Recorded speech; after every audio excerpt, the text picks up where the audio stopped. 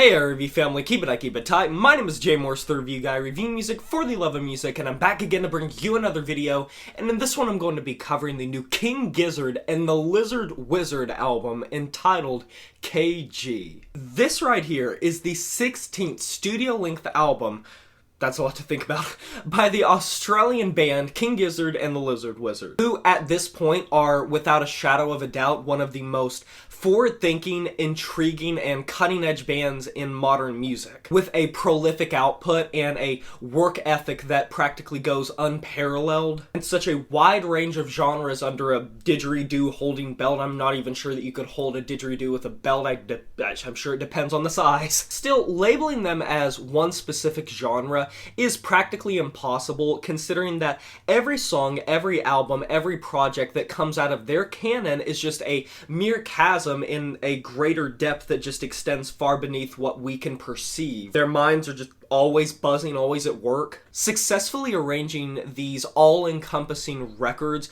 that more often than not delve into a specific theme or a specific technique. From acid rock to psych rock to sludge and pop and garage, they have played in so many styles and oftentimes will incorporate techniques within those styles to differentiate them from the other pack of bands that have been doing it for decades and whatever they decide to do that specific day. Last year, case in point, their last record to release, Infest the Rat's Nest, was by far one of the best, if not the best, thrash metal releases of 2019, and it wasn't even made by a predominantly thrash metal centric band. What I'm getting at is a release from this band is a means to be thrilled, as chances are you will not be able to compare what you hear on that record with anything else that you hear coming out of that year. And to reiterate on a point I just made, they will do a style better than the contemporary bands that have been doing for their entire career. And they'll just kick the knees out with that Aussie anger and just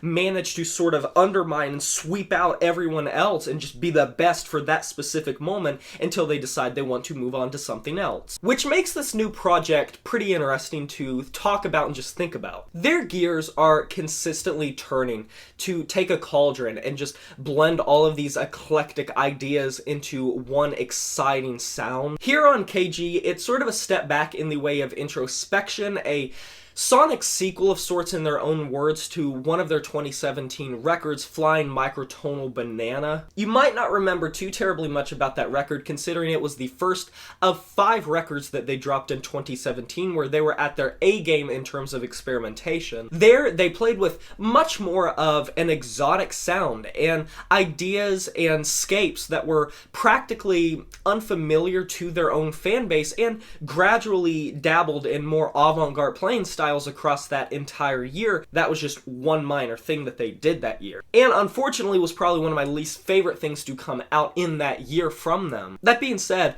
this doesn't kiss the ass of that record, and it is firmly situated in its own lane. For one, KG isn't nearly as noisy or piercing as Flying Microtonal Banana occasionally was. It focuses much more on sort of diddlies and sharp chord progressions, background additions that you'll get a lot out of if you pay attention to the backdrop, as well as sort of a no bullshit psych approach. It is a give or take situation, because given all of the left field releases that King Gizzard has given us up until this point, a cool down period of familiarity seems like it could be something nice and something comfortable and something just comforting for the year 2020. But it also feels like in the year 2020, the most King Gizzard thing to do was drop an even more left field release, but unfortunately they didn't really do that. So if you're here for experimentation, you're not really going to get it, because I actually went back to Flying Microtonal Banana to sort of compare the two and see how they were comparable and why this was a sonic sequel. And while the bare essentials are there and it's not hard to see where they were coming from stylistically and the origin is about clear as day, it's very prismatic, it's easy to see, it's still something so different in the way the noise is, in the way the production is constructed, and just the performances. If anything, anything, this record is a step back to their roots, when they were just a psych and acid rock band that, for lack of a better term, more often than not, just jammed out. I was feeling a bit lukewarm on the start of the record, and the more I went back to it, I was feeling a little bit of a letdown in comparison to their past material recently that have felt very fresh, and in comparison, this just felt a little bit rudimentary by the band's standards. And I feel like it wasn't until Straws in the Wind that things started to click. For one, great instrumental palette. One thing I will commend about this record is I do enjoy how they included things like clarinet, violin, piano, and even if it's in trace elements, when it does pop up, I think that kind of works in its favor because it has more of an impact when it does pop up on a track to accompany and complement something else that is happening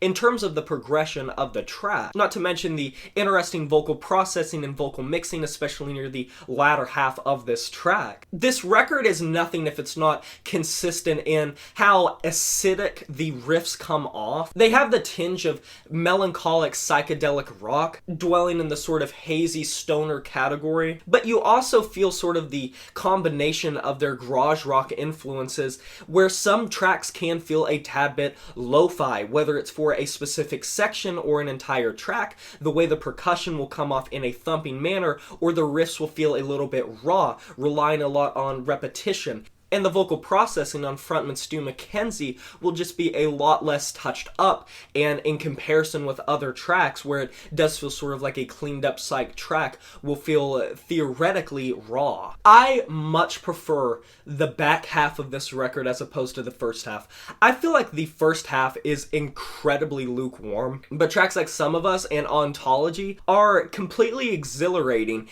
and do recall sort of the noisiness of Flying Microtonal Banana. I wouldn't say that it necessarily reaches some of the crescendos and fever pitches and the plateaus generally that record did, but compared to the other tracks that are on the first section of this record, they are a thrill ride. They sort of have those world music influences coming out, especially on Ontology, where you feel the instrumental palette swelling and swelling and swelling, and it is a very abrasive mix, but that's not because it's noisy, but because there's so much going on at once that it's a lot to digest, and you really have to listen to it over and over to pick apart and dissect and figure out what the hell is happening because there are so many instruments at the same time. I think this complaint that I have, and it might sound like I'm praising this record a lot, is the familiarity is very sharp.